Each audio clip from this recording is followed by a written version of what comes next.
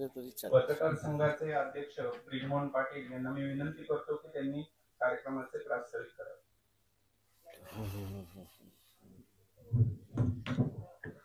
सर्वांचं स्वागत आहे. पुणे श्रमिक पत्रकार संघातर्फे आयोजित केलेल्या वार्तालापासाठी वंचित बहुजन आघाडीचे प्रमुख नेते अध्यक्ष ॲडव्होकेट प्रकाश आंबेडकर सर आज उपस्थित राहिलेले आहेत. खरं तर पत्रकार संघातर्फे वर्षभर आम्ही आमच्या कारकिर्दीमध्ये नेत्यांचे, सामाजिक कार्यकर्त्यांचे आणि विविध क्षेत्रातल्या मान्यवरांचे वार्तालाप आयोजित करत असतो. त्याच्यामध्ये त्यांची सविस्तर भूमिका पत्रकारांना कळली पाहिजे, प्रश्नोत्तर झाली पाहिजे, हा त्या मागचा हेतू असतो. आणि प्रकाश आंबेडकर सर जे बोलतात त्याच्याकडं संपूर्ण राज्याचं, राष्ट्रीय स्तरावरच्या नेत्यांचंही लक्ष लागलेलं असतं. त्याच्यामुळं आणि महाराष्ट्राची जी एकंदरीत सामाजिक राजकीय स्थिती आहे, कायम सर असं आम्हाला कायम वाटतं की महाराष्ट्रामध्ये कायम एक अस्वस्थता कायम दिसून येते सामाजिक क्षेत्रामध्ये. अशा काळामध्ये तुम्ही ज्या भूमिका मांडता त्याला महत्व प्राप्त होतं. जसं आपण बघू शकतो की सोमनाथ सूर्यवंशीच्या केसमध्ये जे घडलं, जे की वाटलं तर काही होणार नाही त्या केसमध्ये असं सगळ्यांचं मत होतं किंवा वाटत होतं आपल्याला, हे प्रकरण दाबलं जाईल असं वाटत होतं. पण ते तसं झालं नाही. तर ते सगळं सरकारच्या वेळेला अंगलट आलेलं प्रकरण आहे. त्याच्या मागे पाठपुरा करण्यामध्ये प्रकाश आंबेडकर यांचं फार मोठं योगदान आहे. त्याचप्रमाणे राज्याचा जे वंचित घटक असतो, पारधी समाज असतो, भिल्ल समाज असतो, अन्य दलित वर्ग असतो, आदिवासी समाज असतो, त्यांच्यावर अन्याय अत्याचार जेवढ्या घटना घडत असतात, कधी कधी त्या पोलिसांच्या रेकॉर्डवर सुद्धा येत नाहीत. त्या आल्या तरी त्या वेगळ्या पद्धतीने येतात, जशी काही कुठली घटना घडलीच नाही ह्या पद्धतीने ती दाखवली जाते.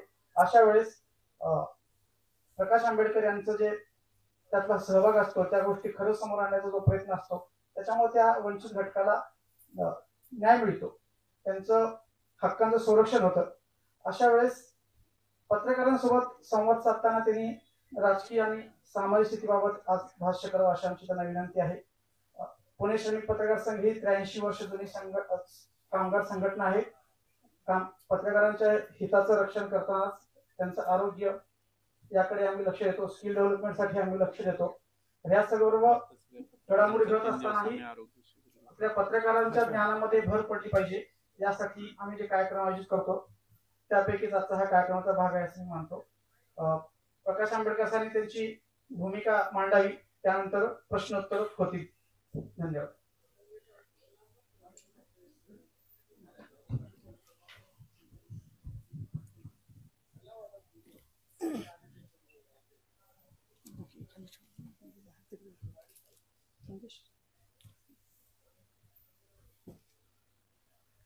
मी असं म्हणेन की समाज व्यवस्था आणि समाजातली माणसं ही संकोचित होत चालली आहेत अशी असणारी परिस्थिती आहे. ती आता एवढी संकोचित होत चाललेली आहे की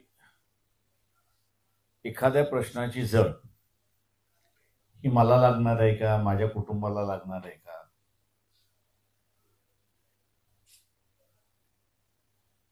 तर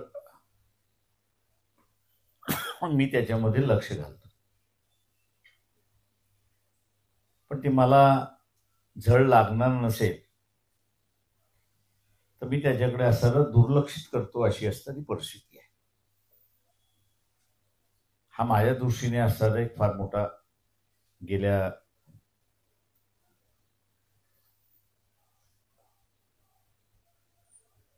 अनेक वर्षांमधला बदल जो बघतोय तो परिणामकारक आहे असं मी त्या ठिकाणी बघतोय. आणि त्याचा असणारा परिणाम आपल्याला दिसतोय की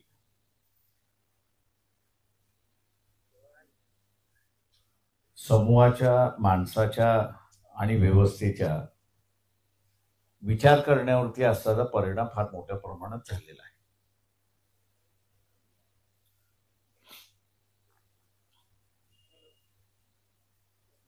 आणि त्या सगळ्यातून असणारा एक अस्वस्थता व्यक्त होते अशी असणारी परिस्थिती आहे.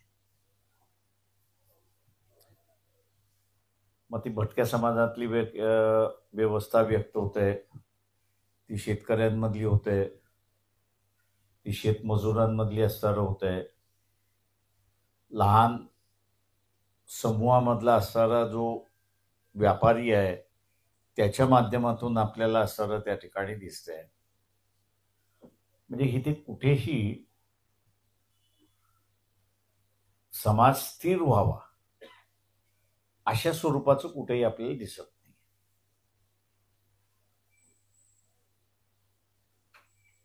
आता दोन गोष्टींची चर्चा फार मोठ्या प्रमाणात आहे असं मी त्या ठिकाणी मानतोय. एक म्हणजे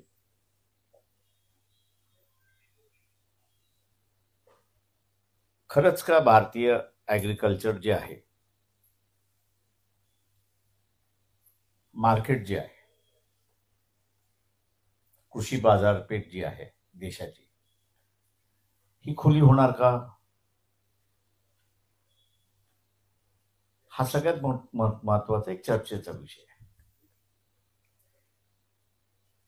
त्याला दुजोरा मिळतो याचं कारण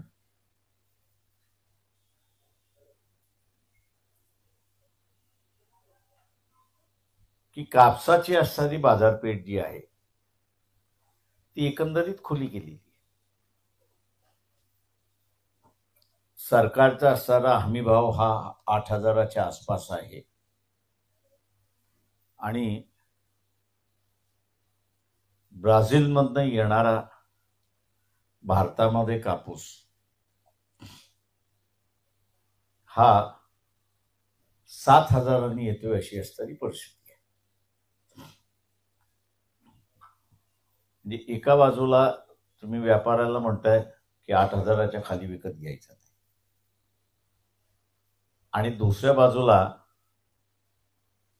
जो इम्पोर्टर एक्सपोर्टर आहे त्याला तुम्ही सूट देताय की तू 7,000मध्ये कापूस इथे घेऊन येऊ शकतो.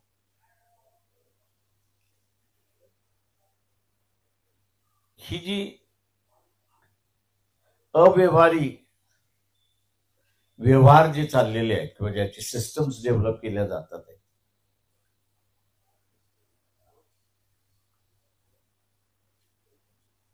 त्याचा परिणाम असणारा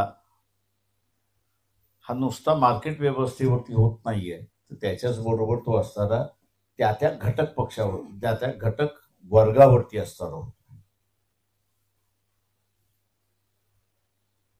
एका बाजूला आपण असणारा चायना बरोबरचा असणारा आमचे संबंध चांगले नाहीत, आणि पण आज आपण असणारा तुम्ही फिगर बघा,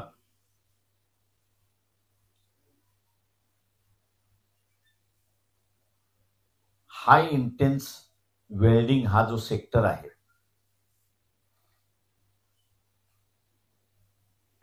एक पोटेन्शियल आहे.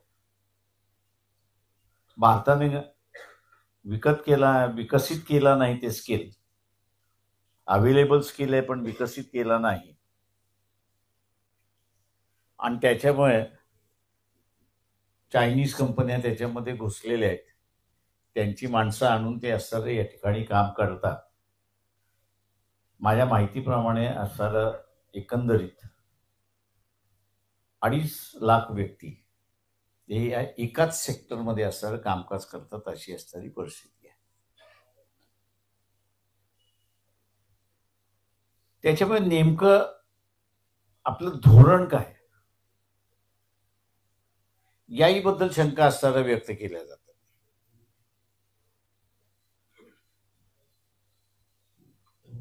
आणि मी असं दुर्दैव असं म्हणेन की सामान्य माणसांपर्यंत त्याचा जो संकोचितपणा वाढत चाललेला आहे त्याचं कारण असणार की त्याच्याकडे ज्या माहिती पोचली पाहिजे ती माहिती त्याच्याकडे पोचत असते.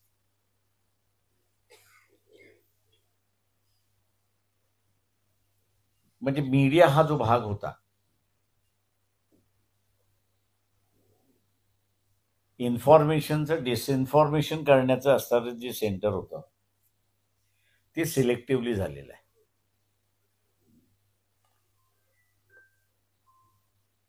इनफॅक्ट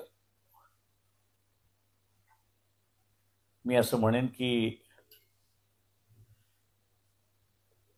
त्याचा सिस्टमॅटिकली वापर करत तुम्हाला जेवढं ऐकायचं आहे तेवढं ऐका.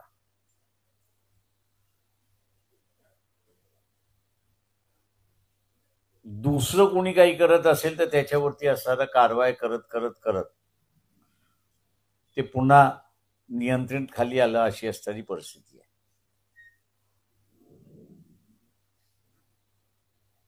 म्हणजे सिंदूर इन्सिडेंट घ्या, ते सिंदूर इन्सिडेंट मध्ये मला देशभरामध्ये मीच पाहिला होतो की त्यांनी क्वेश्चन केलं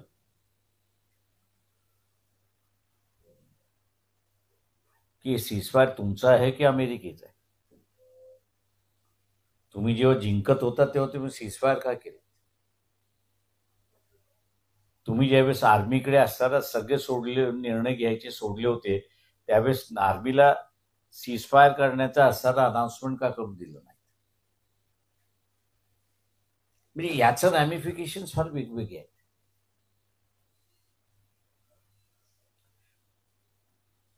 पण चर्चा त्याची नाही. चर्चा कशाची होती की आम्ही असताना कराची पोट उडवलं की न उडवलं. आता कोणाला माहित नसेल त्याला मी माहिती देतो. चिपळूण सगळ्यांना माहिती आहे. चिपळूणच्या बाजूला गोलकोट आहे, माहिती आहे.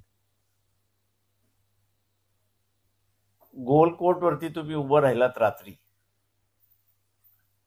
तर तुम्हाला असताना कराचीच्या बंदरातली लाईट दिसते. पहिला टीव्ही काय असतो हे दूरदर्शनवरती आम्ही नाही बघितलेलं आहे. तो पहिल्यांदा असणारा गोलकोटला आम्ही बघितला आणि तीही कराची टीव्ही बघितलेला आहे. त्याच्यामुळे ह्या ज्या स्पेसिफिकली ज्याला आपण म्हणतो की जाणीवपूर्वक चुकीची माहिती पुरवणं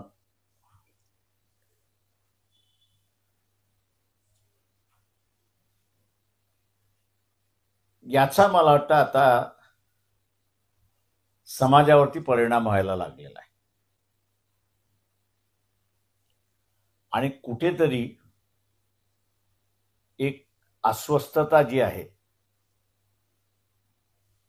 नुसती अस्वस्थता असती तर मी समजू शकलो असतो. पण एखादा जॉर्ज फर्नांडिस सारखा नेता जर असता तर त्यांनी असं ह्या असंतोषाचं एक वेपनाइज केलं असतं आणि या सरकारच्या विरोधात सहज त्यांनी वापरलेलं असतं. म्हणजे उदाहरण द्यायचं असतं तर त्या काही घडलेल्या घटना आहेत, साक्षीदार आहे, त्याच्यातले सहभागी आहोत म्हणून इलेक्शन कमिशन माहिती देत नाहीस ना, ठीक आहे, नको देऊ, तुला आम्ही घेराव घालूनच बसतो. लाख लोकांचा असणारा घेराव घालून तिथे बसायचं आणि आता बोल.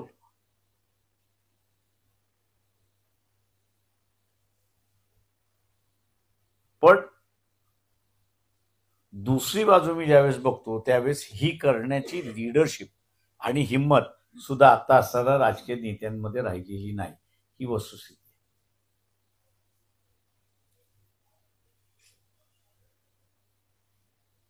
त्याच्यामुळे सिस्टमच एका बाजूने पॅरलाइज होत आहे आणि दुसऱ्या बाजूने तिला टेक ओव्हर करण्याची असणारी प्रक्रिया त्या ठिकाणी सुरुवात झाली. तर हे व्यवस्थेला म्हणून मी असणारा डेंजरस त्या ठिकाणी मानतोय. आज आपण बघितलं असेल की आपला व्यापार हा असताना अमेरिकेबरोबर होता, ते मी मानतो याच्यासाठी की हा एक चर्चेचा भाग पाहिजे होता. तुम्हाला नवीन मार्केट्स मिळतील का? तर निश्चितपणे मिळतील, नाही असं नाही. पण ते मिळवण्यासाठी तुम्हाला एक गेस्टेशन पिरियड असतो. 7, 8, 10 महिन्याचा गेस्टेशन पिरियड असतो. या गेस्टेशन पिरियडमध्ये तुम्हाला असणारा माल विकता आला नाही म्हणून तुमच्याकडे असणारं फॉरेन एक्सचेंज आलं नाही, तर तुमच्या फॉरेन एक्सचेंजवरती परिणाम काय होणार? आज तुम्ही मला विचारलं तर मी मनमोहन सिंगांची आकडेवारी जर घेऊन बोलायचा प्रयत्न केला, का एक ॲटलिस्ट इंटेलेक्च्युअल ऑनेस्टी ज्याला म्हणता येईल ती त्या काळामध्ये होती असं मी त्या ठिकाणी मानतो, की त्यांनी फॉरेन एक्सचेंज रिझर्व यांनी असा एक वेगळाच कॉलम केला होता त्या इकॉनॉमिक सर्वेच्या ह्याच्यामध्ये, आणि तिथे असं असताना त्यांनी एक स्पेसिफिक हेड केलं होतं त्याच्यामध्ये, आणि ते म्हणजे वर्नेबल फंड्स म्हणून. मनमोहन सिंगच्या कालावधीमधला असणारा हा जर आम्ही बघितला तर तो 42% असायचा. आता हा वर्नेबल फंड सामान्य भाषेमध्ये म्हणायचं झाला तर उडता पैसा. म्हणजे मी ज्या दिवशी मागितला त्या दिवशी तुम्ही मला दिला पाहिजे.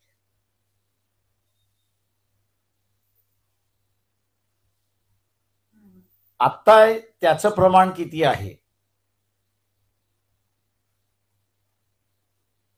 याचं अनऑफिशियली सांगितलं जाते की 52% आहे.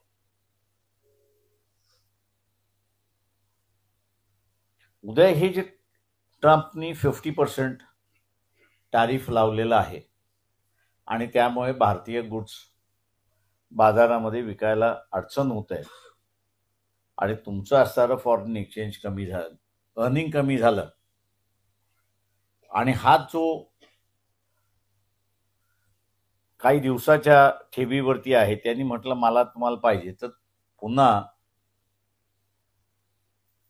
डॉलर याची किंमत वाढेल आणि त्याचा परिणाम भारतीय बाजारामध्ये महागाई वाढण्याची असणारी शक्यता मोठ्या प्रमाणात आहे.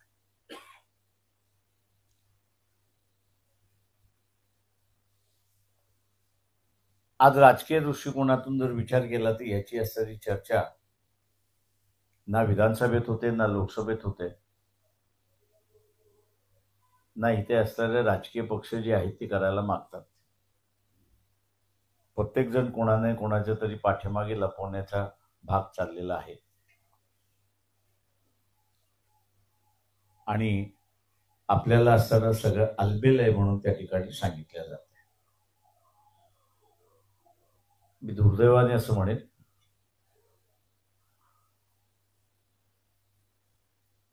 की सिंदूरच्या घटनेमध्ये आपल्याबरोबर कोणीच उभं राहिलं नाही, आणि त्याच्यानंतरची असणारी परिस्थिती आपण त्या ठिकाणी पाहिली.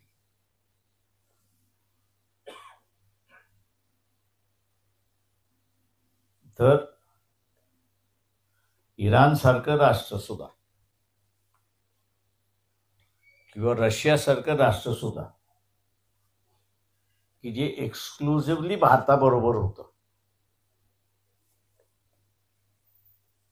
त्यांनी आता स्वतःला स्प्लिट करून घेतलेलं आहे.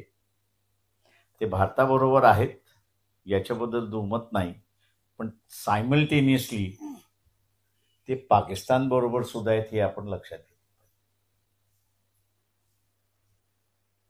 आणि आर्मी चीफ यांचं असं म्हणणं आहे की एक युद्ध होण्याची अधिक शक्यता आहे.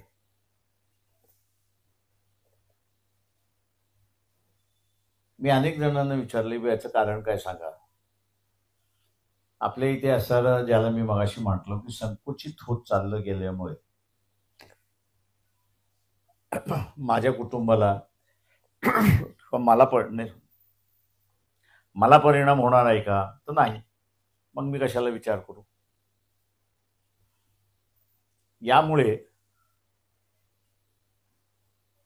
मनमोहन सिंगांनी जे असणारं जगाला भुरळ घालण्यासाठी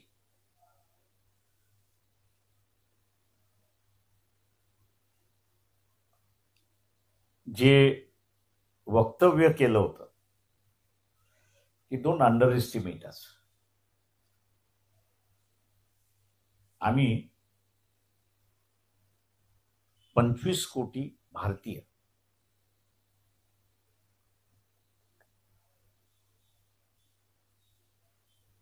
हे प्रत्येक जण 1 कोटीच्या वरती व्यापार करणारे मार्केट आहोत हे विसरू नका. म्हणजे त्यांनी भारतातली पर्चेसिंग पॉवर करणारी माणसं किती आहेत? तर ही 25 कोटी आहेत, की जगामध्ये कुठल्याच देशाकडे नाही.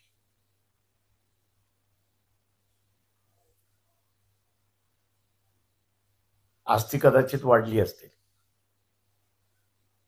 भांडण जे आहे जे भांडण चाललेलं आहे भारताचं, ते खऱ्या अर्थाने मी असं मानतोय की हे जे 25 कोटी पर्चेसिंग क्लास जो आहे, मार्केट आहे 25 कोटीचं, याचं तुम्ही ओपन करणार आहात की नाही हे आम्हाला सांगा. तुम्ही ओपन करणार नसाल तर मग आम्ही तुम्हाला ओपन करायला लावू. आणि तिथे माझ्या अंदाजानं चीफ ऑफ आर्मी स्टाफचं जे स्टेटमेंट आहे हे महत्वाचं आहे असं मी त्या ठिकाणी मानतोय. एका चायनानं सांगितलं की आम्ही पाकिस्तानला आर्मामेंट पुरवू. युएसने जे बंद केलं होतं त्यांनी सांगितलं की आम्ही असं आर्मामेंट पुरवू.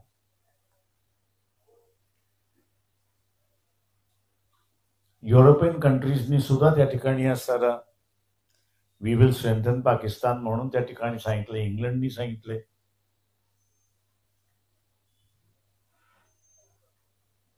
म्हणजे उद्या पाकिस्तानला वापरून प्रत्येक जण हा आपल्याशी प्रॉक्सी वॉर करणार आहे. आणि तो प्रॉक्सी वॉर कशासाठी? तर भारत हा जगाची इकॉनॉमी स्टेबलाइज करू शकतो, पण तो रोल अदा करायला तयार नाही. म्हणून मजबूर करा अशा रीतीची असणारी एक डेव्हलपमेंट आंतरराष्ट्रीय स्तरावरती चाललेली आहे. आणि तिला जर योग्य रीतीने आपण हँडल करू शकलो नाही तर आतापर्यंत आपल्याला फक्त काही शहरांमध्ये टेररिस्ट अटॅक ही फेस करावे लागत होते. आता त्याच्यापेक्षा वेगळ्या पद्धतीच्या असणाऱ्या अटॅक्स हे सहन करावे लागतील अशी परिस्थिती आहे. त्याच्यामुळे मी असं म्हणेन की इथे एक म्हणून मी मध्यंतरी असं म्हणालो होतो की ज्यांनी कोणी चोऱ्या केलेल्या आहेत ते सगळ्यांनी कबूल करावं की आम्ही चोऱ्या केलेल्या आहेत. माणूस एकदा नागडा झाला की त्याला कोणी हात लावू शकत नाही अशी असणारी परिस्थिती आहे. आणि भीतीचं जे वातावरण आलेलं आहे ते भीतीचं वातावरण संपवायचं असेल तर एक तर नवीन लिडरशिप आली पाहिजे समाज व्यवस्थेमध्ये, किंवा जी एक्झिस्टिंग लिडरशिप आहे की जिला भीती वाटते की मला असणाऱ्या पास्ट कर्तृत्वामुळे कारवाई होऊ शकेल, त्यांनी असणारं देश व्यवस्थेसाठी असणारं आपले गुन्हे लोकांसमोर कबूल करून लोक माफ करतील, मोकळे होतील. पण आज जे असंतोष आणि अनस्टेबलायझेशन जे झालेलं आहे त्याला कुठेतरी आपल्याला आळा घालता येईल. उद्या मी उद्या जसं म्हणालो की इथे असताना युद्धाची परिभाषा इथे असताना चीफ ऑफ आर्मी स्टाफ यांनी असताना केलेली आहे. पण त्याच्याच बरोबर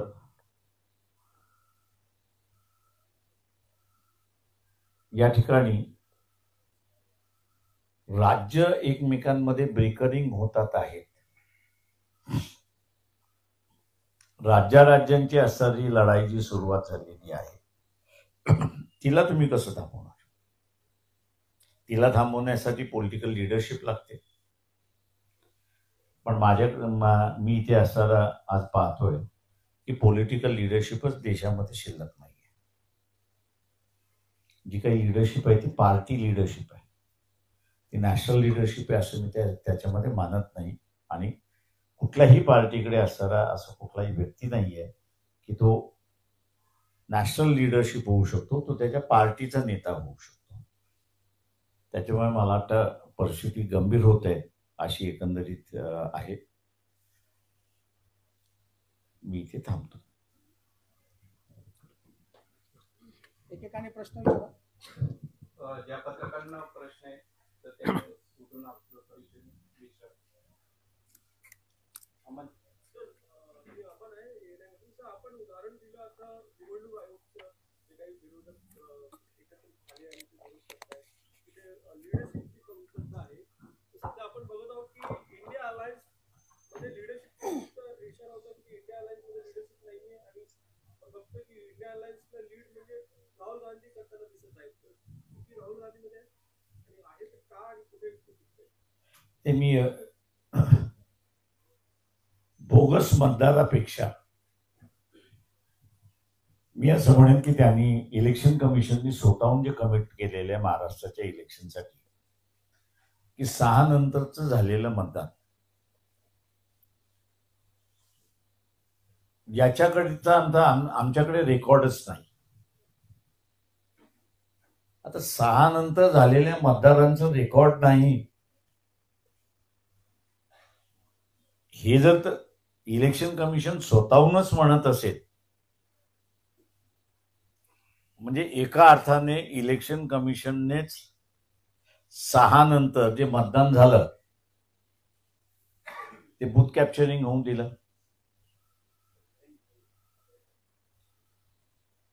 का त्याची एक पद्धत आहे की 6 नंतरच्या मतदानाची तुम्ही मतदान ते फॉलो केली नसेल तर तो सगळ्यात मोठा फ्रॉड आहे. ज्या प्रश्नांवरती बसून तुम्ही असा इलेक्शन कमिशनला सहजरित्याने माघार आणू शकता त्याच्यावरती न लढता तुम्ही असारा हे जे मतदारांमध्ये याद्या 2 आहेत. मी असताना माया मतदारसंघातलं जर अनालिसिस करायचं सांगितलं तर आज त्या ह्याच्यामध्ये असताना डुप्लिकेट नावं आहेत का? तर आहेत. उद्याचा लढा जरी उभा झाला तर ते काय म्हणतील आम्ही रद्द करून टाकतो. तुम्ही गेन काय केलंय? जी फ्रॉडलंट सिस्टम जी आहे त्या फ्रॉडलंट सिस्टमला तुम्ही असा अटॅक करत नाही.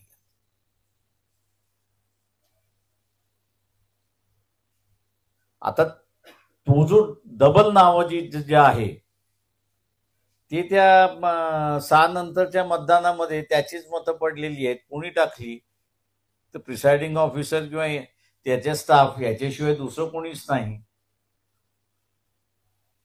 तुम्ही तिथे म्हणजे जिथे लिकेजेस आहेत तिथे जर तुम्ही लढायला उभा राहिलात तर तुम्हाला बदल त्या ठिकाणी दिसतील, नाही तर नाही दिसणार.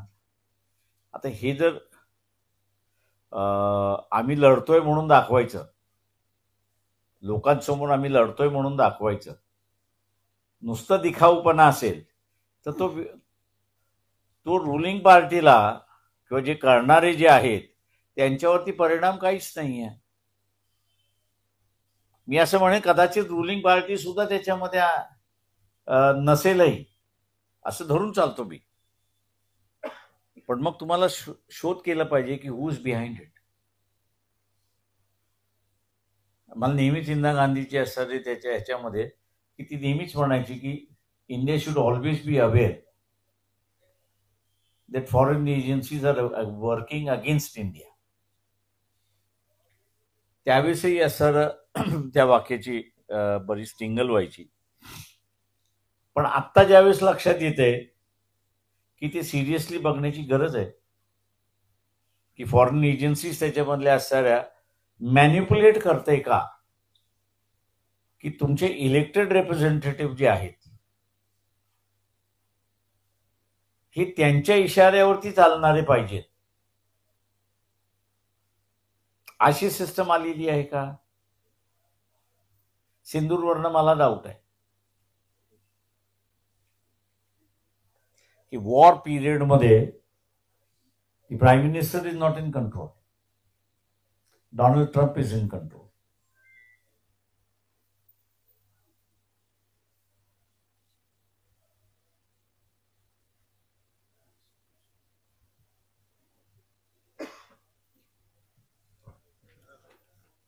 राजू इनामदार. तुम्ही लोकमत कडून बोलतोय, राजू इनामदार. तुम्ही आता राजकीय आर्थिक चांगलं विश्लेषण केलं.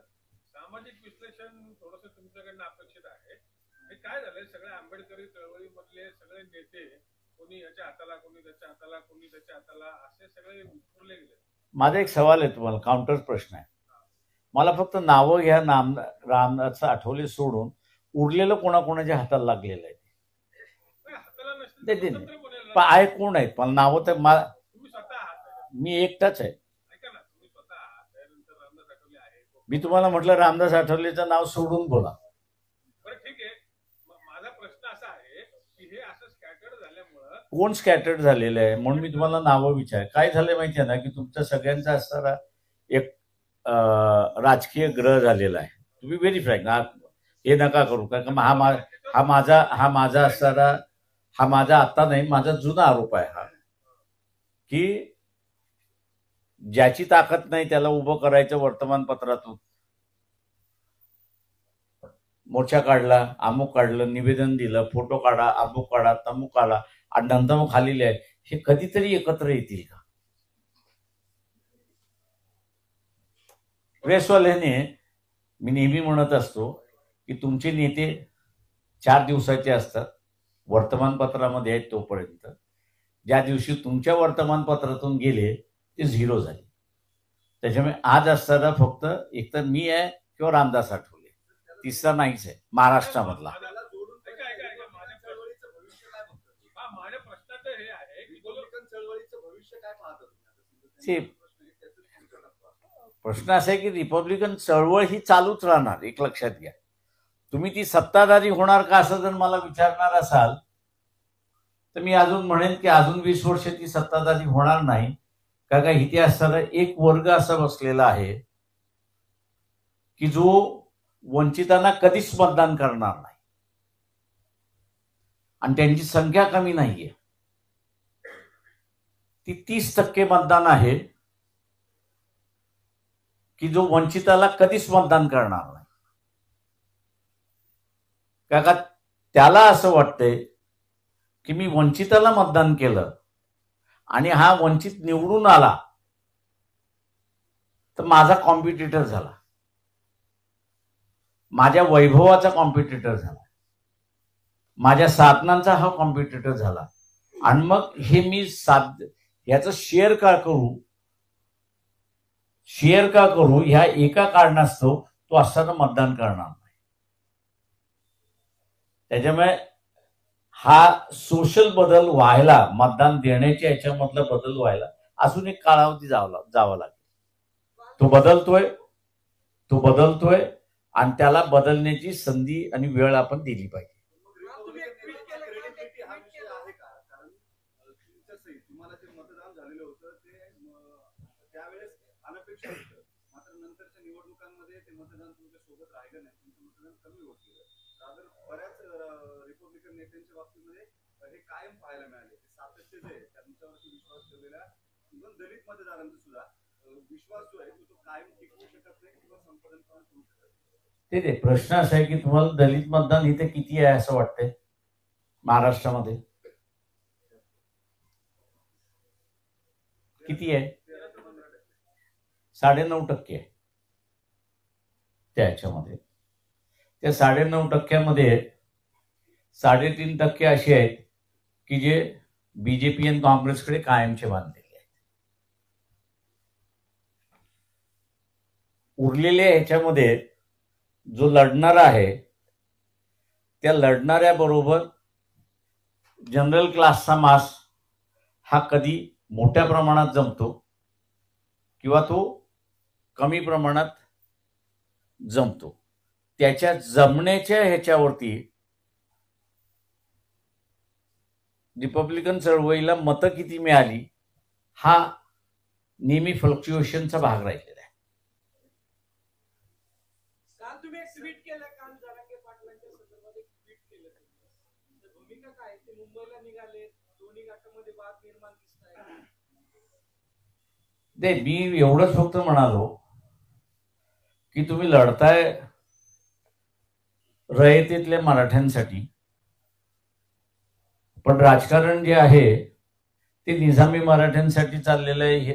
हे आता हळूहळू ओपन आउट व्हायला लागलेलं आहे. त्याच्यातून बाहेर पडा आणि रयतेतल्या मराठ्यांचाच लढा उभा करा अशी परिस्थिती आहे. एकीकडे निवडणूक आयोगाचा गोंधळ सुरू असताना केंद्रीय गृहमंत्र्यांनी 130वे संविधान सुधारण्याचं बिल आणलंय.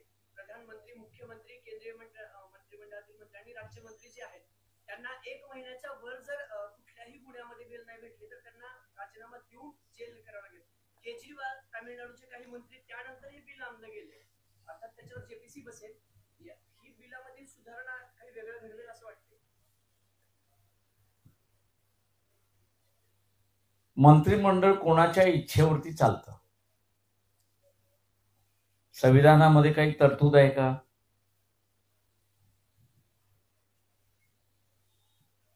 तर संविधानामध्ये असणारं तरतूद आहे, the minister continues as a minister as long as he enjoys the confidence of the prime minister. त्याच्यामुळे एखाद्या मंत्र्यांनी जेलमध्ये गेला असेल, तुम्हाला कायद्याची गरज नाहीये. प्राईम मिनिस्टरकडे हिंमत असली पाहिजे डिसिजन घेण्याची की हा जेलमध्ये गेलेला आहे, त्यांनी फक्त असणाऱ्या त्याचा राजीनामा घेण्याची गरज नाहीये. प्राईम मिनिस्टरनी फक्त असणाऱ्या प्रेसिडेंटला किंवा मुख्यमंत्र्यांनी गव्हर्नरला कळवण्याची गरज आहे की याला मंत्रिमंडळातून काढण्यात येते, त्याचा असणारा स्वीकारण्यात यावा. ही तरतूद असताना तुम्हाला नवीन तरतूदची गरज नाही. एकच असं म्हणतोय की मी जे मगाशी म्हणालो की पॉलिटिकल लीडरशिप संपलेली आहे.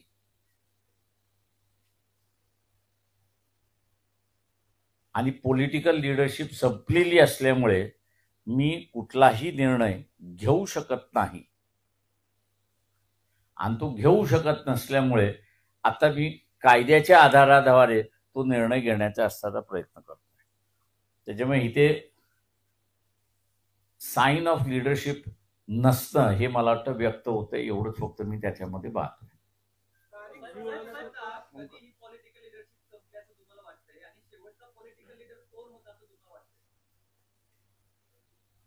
पक्षाच्या विरोधात किंवा देशाला महत्व देणारा लिडरशिप, मी जे लास्ट लिडरशिप असं मी म्हणेन की अटल बिहारी वाजपेयी. त्याच्यानंतर नाही. त्याच्यानंतर मनमोहन सिंग यांनी नॅशनलिस्ट म्हणून उभा राहण्याचा प्रयत्न केला, पण त्याच्यानंतर कोणीच नाही. मोदींचं वर्णन काय करणार? मोदींचं वर्णन गेली 10-15 वर्ष ते या देशावर राज्य करतात. त्यांना कुठल्या ह्याच्यातनं बघतो? सनातन हिंदुत्वाचे पंतप्रधान. जरांगे पाटील म्हणतात की ओबीसी मधूनच आरक्षण घेणं आणि सरकार उलटवून टाकू, हे शक्य वाटतंय का? जरांगे सरकार उलटवून टाकू शकतात? नाही, माझं म्हणणं असं आहे की त्यांना संधी आली होती मागच्या लोकसभेमध्ये आणि मागच्या झालेल्या विधानसभेमध्ये. की स्वतःचं राजकीय अस्तित्व आणि वर्चस्व निर्माण करून निर्णय करून घेण्याची असताना त्यांच्याकडे पूर्ण ताकद आली होती, माणसंही उभं राहिली होती. ती त्यांनी वाया घालवली. लोकांच्या उत्साहाला जोर देण्याच्या ऐवजी त्याच्यावरती पाणी फिरवलं आणि आता पुन्हा लढ्याची भाषा त्या ठिकाणी बोलतात. त्यांच्या आंदोलनात पुढे काय होईल काय आपण एकच मिनिट यालाच जोडून म्हणते की रयतेच्या मराठ्यांसाठी लढा उभारला पाहिजे. त्यात तुम्ही गरजवंत मराठा नावाची टर्मिनॉलॉजी वापरली. नाही, रयतेतला मराठा ही माझी टर्मिनॉलॉजी आहे. तेवढंच. गरजवंत मराठा असं पण नाही, गरजवंत मराठा माझा शब्द नाही आहे. या स्ट्रॅटेजिकली जरांगेंच्या आंदोलनावरती टीका होते किंवा मुख्यमंत्र्यांची हा धागा पकडून भाजप प्रचंड आक्रमक झालंय जरांगेंवर टीका करताना आणि ती टीका टोकाची आहे. आम्ही अंगावरती येऊ किंवा सोडणार नाही किंवा आक्रमक झालेलं दिसतंय. जी भाषणापर्यंत सगळं गेले. आतापर्यंत जरांगेंच्या बाबतीमध्ये भाजपचे नेते जे आहेत ते फार स्पेसिफिक बोलून मापून बोलत होते. आता मात्र या आंदोलनाच्या दरम्यान भाजपने त्यांची स्ट्रॅटेजी बदललेली दिसते, फार आक्रमक आहे. म्हणजे अगदी लॉ अँड ऑर्डर व्हायची परिस्थिती जरी आली तरी तिथपर्यंत जायची तयारी भाजपच्या नेत्यांची दिसते. बॅक फुटलं होते आता ते एकदम फ्रंटला येऊन माझं एवढंच फक्त त्याच्या ओबीसीना म्हणणं आहे की या ट्रॅपमध्ये अडकू नका. मागच्या वेळेस सुद्धा हाच ट्रॅप त्या ठिकाणी टाकण्यात आला आणि ओबीसीने स्वतःचं असणारं प्रतिनिधित्व विधानसभेतलं जे आहे ते कमी करून घेतलं अशी असणारी परिस्थिती आहे. आत्ता सुद्धा जिल्हा परिषद पंचायत समितीच्या असणाऱ्या खेळामध्ये एका बाजूला जरांगे पाटील आरक्षणाचा लढा उभा करतात आहेत आणि दुसऱ्या बाजूला शरद पवार यांनी असणारं ओबीसींचा असणारा इश्यू घेऊन मैदानात उतरलेले. मंडल यात्रा म्हणजे म्हटलं मंडल यात्रा काढलेली आहे. तेव्हा माझं ओबीसीनं असं म्हणणं आहे की तुम्ही स्वतःहून स्वतःचं असणारं राजकारण करायला असणारं सुरुवात करा. हे दोन्ही बाजूने तबला वाजवण्याचं जे चाललेलं आहे ओबीसीचं ते त्यांनी थांबवावं. म्हणजे त्यांनी आपलं थांबवावं अशी फक्त विनंती आहे. बीडमध्ये जे काही झालं म्हणजे हाकेंवर हल्ला झाला नंतर दोन्ही गट आक्रमक झाले म्हणजे एका अर्थाने पुन्हा मराठा विरुद्ध ओबीसी करण्याचा हा प्रकार दिसतो. बीड ही प्रयोगशाळा आहे त्या अर्थाने. त्यांना पण ड्राईव्ह केलं जातंय का जाणीवपूर्वक त्यांनी पण जेवायला जाणं तिथं लॉ अँड ऑर्डरची सिच्युएशन तयार होईल असं हे सगळं तुम्हाला म्हणजे डिझाईन वाटतंय का? ते शेवटी असं आहे की तुम्हाला शांतता पाहिजे की अशांतता पाहिजे. आता अशांततेतून अशांतता करणार असाल आणि तुम्हाला काही मिळणार असेल तर मग त्या अशांतता पसरवण्यासाठी माणसं काही करायला तयार होतात. अशांतता जी आहे ती जालना, बीड, मराठवाड्यातील हे काही जिल्हे आहेत इथेच कायम होत असते. हे मान्य आहे तुमचं.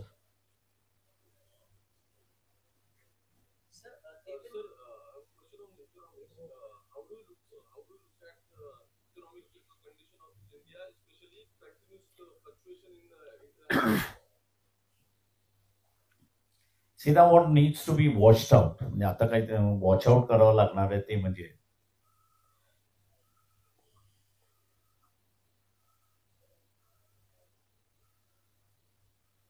आत्तापर्यंत रशियन वॉर जो आहे तो क्रूड ऑइल वरती असणारा पोचला गेलाय अशी असणारी परिस्थिती आहे.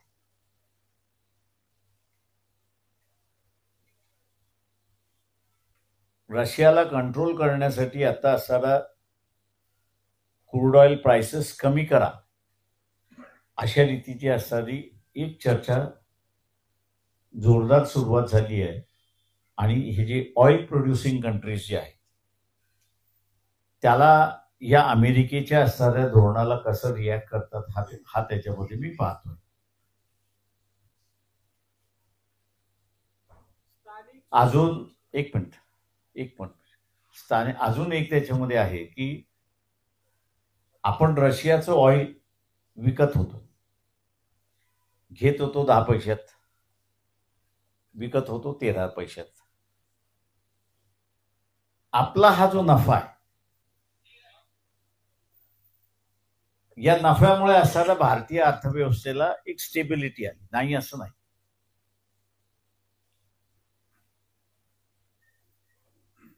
उद्या समजा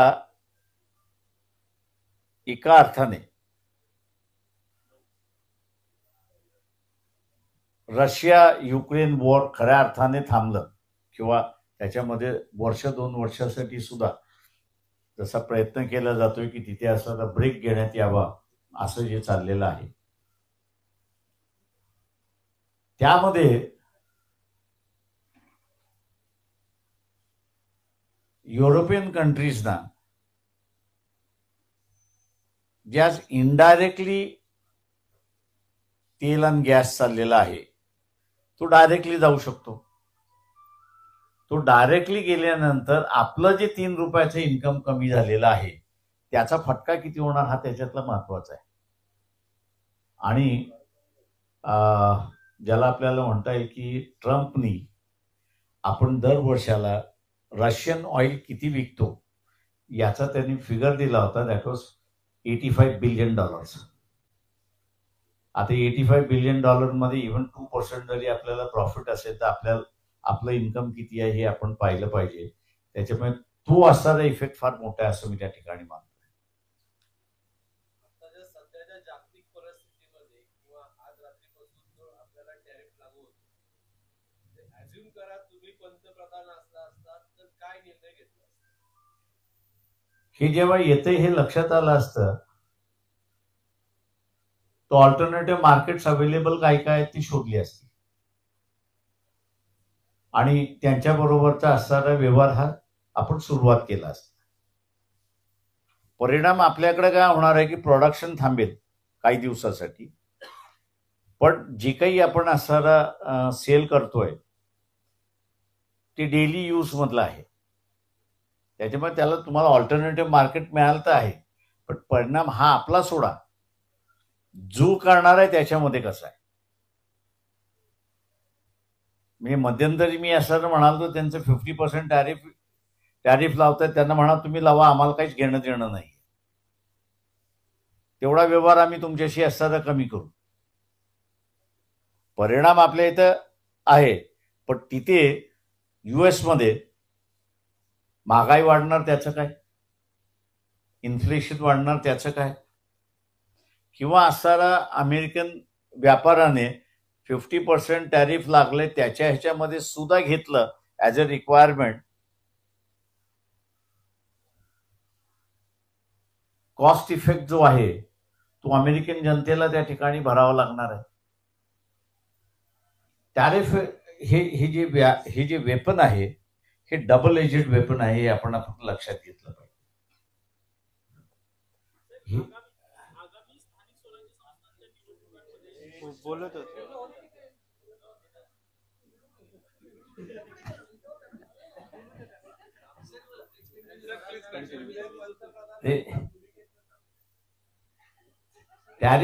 टॅरिफ हा जो इश्यू आहे हा डबल एजेड आहे. तुम्ही त्याला व्यवस्थित वापर केला तर त्याचा बेनिफिट हा देशाला होऊ शकतो अशी असणारी परिस्थिती आहे. काल अहमदाबादमध्ये सरकार जे रेमेडीज घेते, काल जीएसटी कमी करण्यासंदर्भातलं काउन्सिलचा निर्णय अपेक्षित आहे. काल मोदी अहमदाबादमध्ये रॅलीत असं म्हटले की त्यांनी पुन्हा एकदा स्वदेशीचा नारा दिला, मेक इन इंडिया म्हणून स्वदेशीचा नारा देऊन या रेमेडीजने तुम्हाला वाटतं का या टेरिफने जे इकॉनॉमिकल इश्यूज तयार होतील त्याला खरंच काही काउंटर आपण करू शकू? आपण असं मोठं काय अमेरिकेकडून घेतो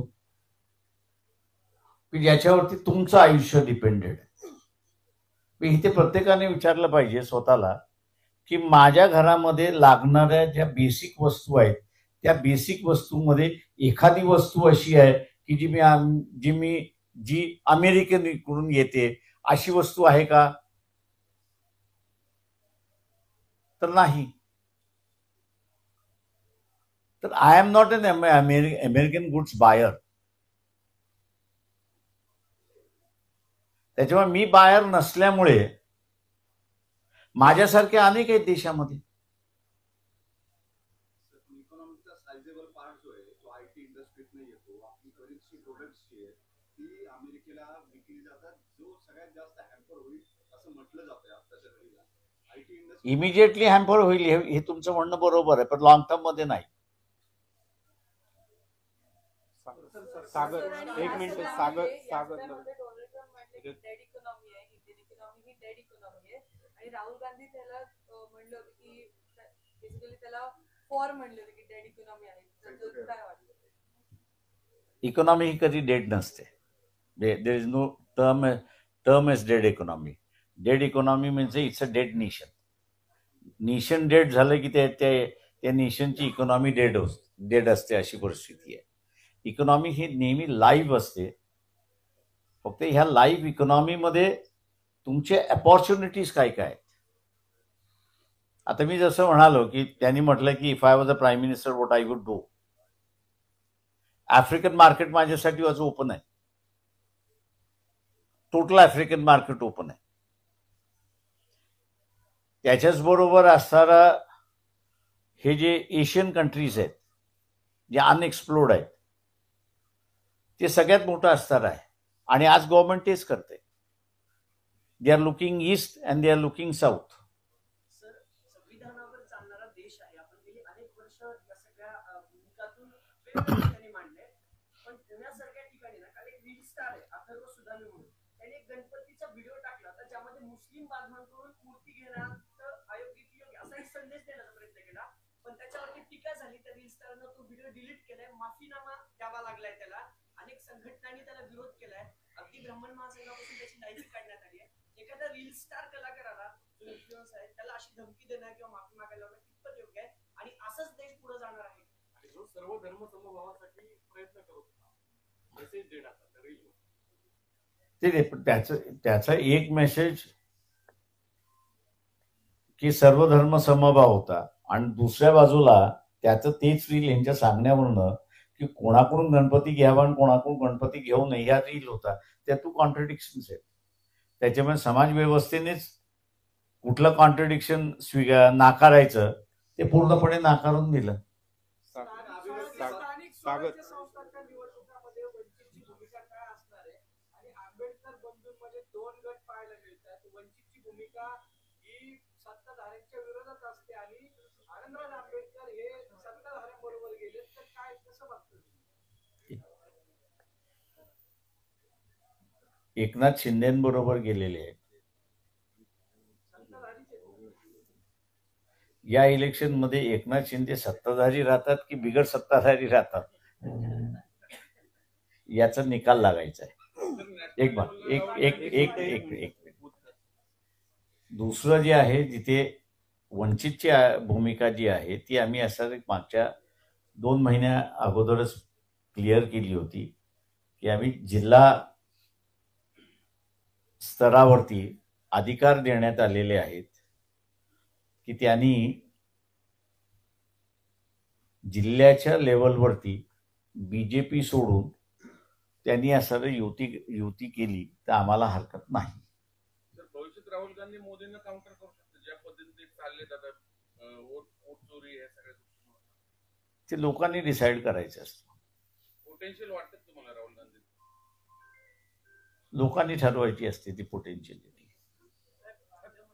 संविधानाच्या बाबतीत आग्रही असतात. अभिव्यक्ती स्वातंत्र्याचा विषय सतत चर्चेत आहे. वंचितच्या काही कार्यकर्त्यांनी गेल्या 15 दिवसांपूर्वी पुण्यात एक संन्यस्त खडकचा प्रयोग बंद पाडला. काल नवी मुंबईला सुद्धा तो प्रयोग बंद पाडला काही दलित कार्यकर्त्यांनी. आणि त्यात आक्षेप घेतला जातो की संन्यस्त खडक जे लिहिलंय त्या गौतम बुद्धांच्या बाबतीमध्ये त्यांची भूमिका जी आहे ती चुकीच्या पद्धतीने मांडण्यात आली. त्यावरती जे पटकथाकार आहेत किंवा दिग्दर्शक आहेत प्रोड्युसर आहेत त्यांनी सुद्धा त्यांची भूमिका जाहीर केली. जी वाक्य वगळायची मागणी केलेली होती ती वाक्य वगळली तरी सुद्धा कालचा नवी मुंबईचा प्रयोग थांबवण्यात आला. तुम्हाला असं वाटतं का की या अशा पद्धतीनं अभिव्यक्ती स्वातंत्र्यावर हल्ले करणं? ते माझं म्हणणं असं आहे की तुम्ही एक लक्षात घ्या की अभिव्यक्ती जी आहे ही कोणावरती टीका करण्यासाठी नाही, तो स्वतःची अभिव्यक्ती व्यक्त करण्यासाठी आहे. तुम्ही स्वतःची अभिव्यक्ती ही दुसऱ्यावरती टीका करण्यासाठी आहे असं जर तुम्ही म्हणत असाल तर त्याला जो मानणारा जो आहे तो तुमच्या अंगावरती येणारच आहे. त्याच्यामुळे मी नेहमी म्हणत असतो की मर्यादेच्या बाहेर अनेक गोष्टी केल्या तर त्या लोकांना सहन होत नाहीत. त्याच्यामुळे उद्या तुम्ही असं म्हणाल जिथे की भारतामध्ये हिंदू महासभा गिरिराज किशोर होते, यांचं बाहेर जाणं आणि तिथे असं म्हणणं की बुद्ध हा विष्णूचा अवतार आहे, त्यांना अनेक देशांनी बॅन केलं. प्रश्न असा आहे की तुमचे विचार हे तुम्ही तुमच्या पुरते ठेवले पाहिजे. तुम्ही दुसऱ्यांवरती लादायला सुरुवात केली की त्याची रिबाउंड सुरुवात होते. त्याच्यामुळे कुठल्या गोष्टी किती खेचायचा यालाही लिमिट आणि मर्यादा आहेत. राज्यातील अनुसूचित जाती आणि नवबुद्ध समाज आहे, त्या समाजासाठी व्यावसायिक करण्यासाठी जे प्रयत्न केले जातात, जे महामंडळ आहे ते आर्थिक त्वरेच्या उंबरठ्यावर आहे. ते कुठेतरी महामंडळ बंद करण्याचा ते मला ते तुम्ही महात्मा फुले विकास महामंडळ म्हणत असाल ते बंद केलं पाहिजे. याचं कारण की त्याच्या ज्याला म्हणता येईल की दुसरं इन्स्ट्रुमेंट जे गव्हर्नमेंटने उभे केलेले आहेत त्या सगळ्या ह्याच्यामध्ये त्या अधिक प्रभावित आहेत असं मी त्या ठिकाणी मानणार आहे. याचं कारण की महामंडळ ही जी निघाली सगळी, म्हणजे अण्णाभाऊ साठे महामंडळ निघालं, शबरी महामंडळ निघालं, वसंतराव नाईक महामंडळ निघालं, महात्मा फुले विकास महामंडळ निघालं आणि अजून असे 7 महामंडळ आहेत. आता 50 झाले. ते प्रत्येक समाजाला दिलेली, पण त्याचं बजेट नाही अजून.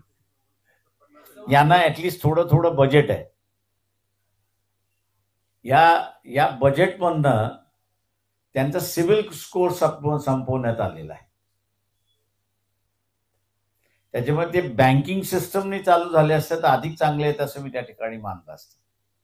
पण ते बँकिंग सिस्टमने न चालवल्यामुळे ते असणारं नुसतं कुरण म्हणून असणारं ज्याला म्हणता येईल त्या स्वरूपामध्ये दिलं आहे. म्हणून मी म्हणाल की ते बंद झाली तरी काही फरक पडत नाही.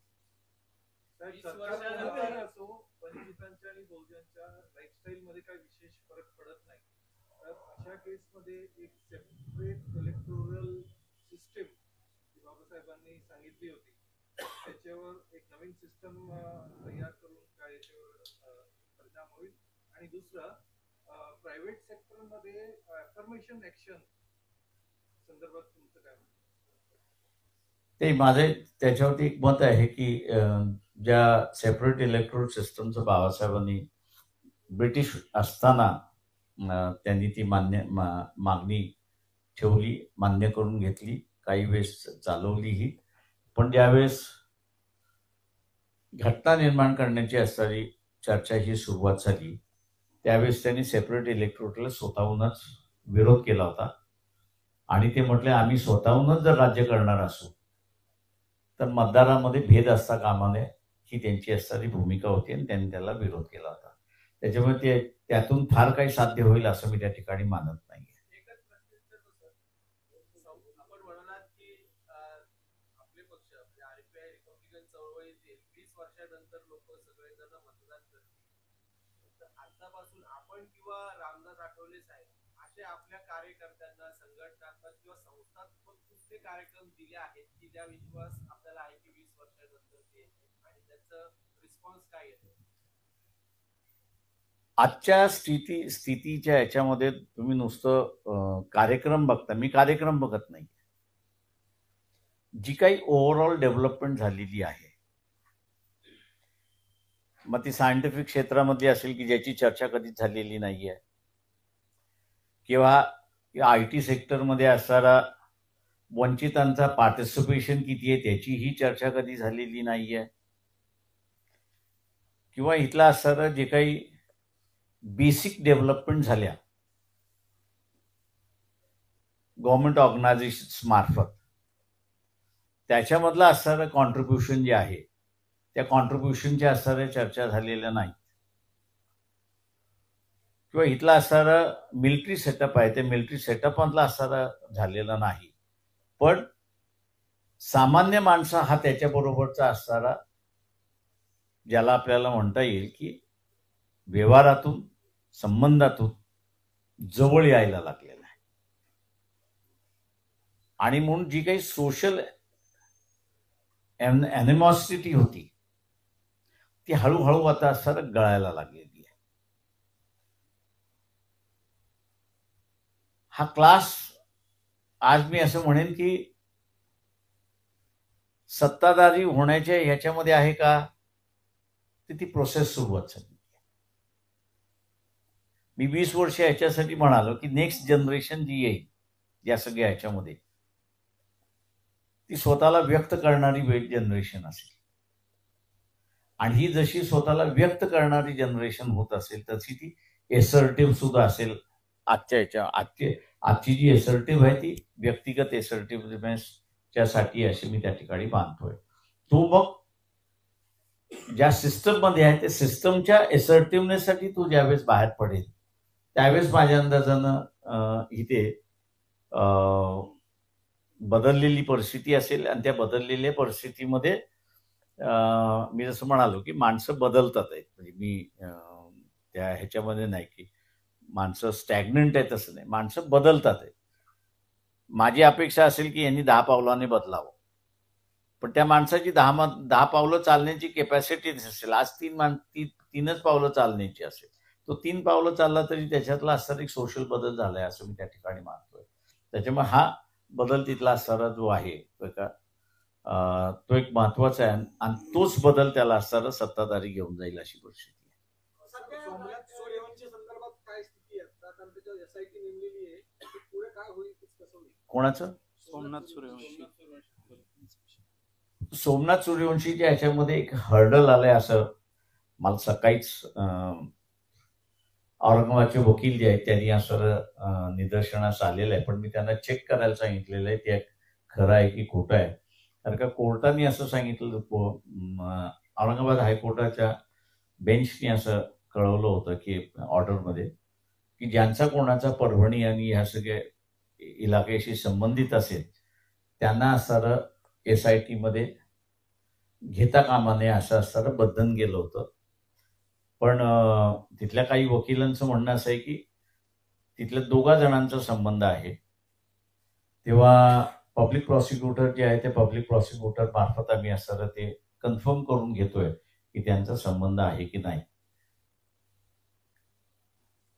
कोरेगाव भीमाचा जो आयोग आहे, कोरेगाव भीमाचा आयोग, त्याला आतापर्यंत 14 वेळा मुदतवाढ देण्यात आली. सरकारची मानसिकता आहे की नाही की हा आयोगाचं कामकाज पूर्ण होऊन एकदाचा रिपोर्ट घ्यावा? आपणही बऱ्याचदा मी कालच होतो कमिशन पुढे. कमिशनचं मला वाटतं अंतिम टप्प्यातलं काम आलेलं आहे. एक बातमी होती शरद पवारांच्या नावाची की उद्धव ठाकरे मुख्यमंत्री असताना त्यांनी एक पत्र उद्धव ठाकरेंना लिहिलेलं आहे भीमा कोरेगावच्या संदर्भातला. आणि त्या पत्राच्या संदर्भातलं असणारं शरद पवार यांना असणारं कमिशनने एक पत्र लिहिलं होतं की तुमच्याकडे जे पत्र असेल तर ते कळवावं. काल माझ्या कालच त्यांच्या वकिलांनी असं कळवलेलं आहे की आमच्याकडे असं असताना काही पत्र नाही आहे त्या ह्याच्यामध्ये. त्याच्यामुळे कोर्टाने त्यांना असं सांगितलं की बातमीमध्ये नोटीस असल्यामुळे तुम्ही त्याचं असं उत्तर दाखल करा. तर त्यांचं उत्तर दाखल झालं की माझ्या अंदाजानं लास्ट स्टेप आहे असं मी त्या ठिकाणी मानतोय त्या कमिशनची.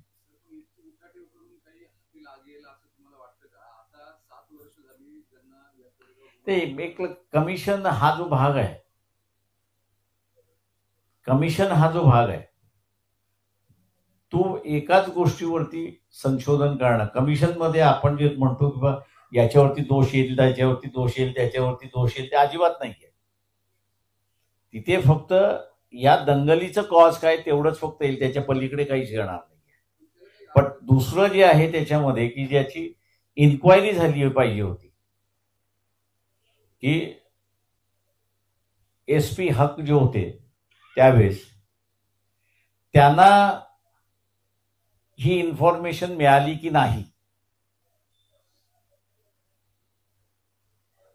आणि त्यांना इन्फॉर्मेशन मिळाल्यानंतर त्यांनी असणारं ती इन्फॉर्मेशन असणारं DIG नांगरे पाटील होते, ती नांगरे पाटील ह्यांना दिली की नाही. त्यांनी दिली असेल तर नांगरे पाटील ह्यांनी असणारं इन्स्ट्रक्शन्स काय दिले हा त्याच्यातला महत्वाचा भाग आहे. त्याच्यानंतर इनॅक्शन जे आहेत ती जी इन्क्वायरीचा भाग जो पोलिसांचा आहे ती तर सुरुवातच झालेली नाही. आपण आता जे म्हणाला की हे जे कमिशन नेमले कमिशन ऑफ इन्क्वायरी ऍक्ट याच्या खाली होते, त्याच्यामुळे याचा जो काही रिपोर्ट आहे तो तर एकतर विधिमंडळात सादर करणं बाइंडिंग असेल आणि त्याच्यावर ATR देणं गव्हर्नमेंटला बाइंडिंग असेल. त्यामुळे आपल्याला नेमकी अपेक्षा काय, फक्त रिपोर्ट येईल आणि तो माझं त्या ह्याच्यामध्ये म्हणणं असं आहे की जे सुप्रीम कोर्टामध्ये ॲफिडेव्हिट दाखल करण्यात आलं होतं, दंगलीचे असणारे सूत्रधार कोण यांची नावं देण्यात आली होती. सुप्रीम कोर्टाला असणारं आश्वासन देण्यात आलं होतं की आम्ही ह्याची असणारे इन्क्वायरी करतो आणि पूर्णपणे चौकशी करून योग्य ती कारवाई करतो. ती कारवाई पूर्णपणे थांबवलेली आहे, ती काय पुढे सरकत नाही अशी असणारी परिस्थिती आहे. कबूतर आणि कुत्र्यांवरून सध्याचे निर्णय येतात थांबवले ते आता दोन्ही निर्णय कोर्टानेच. थँक्यू. चला, कशासाठी होते? ज्यांनी दिले त्यांनाच विचारा तुम्ही.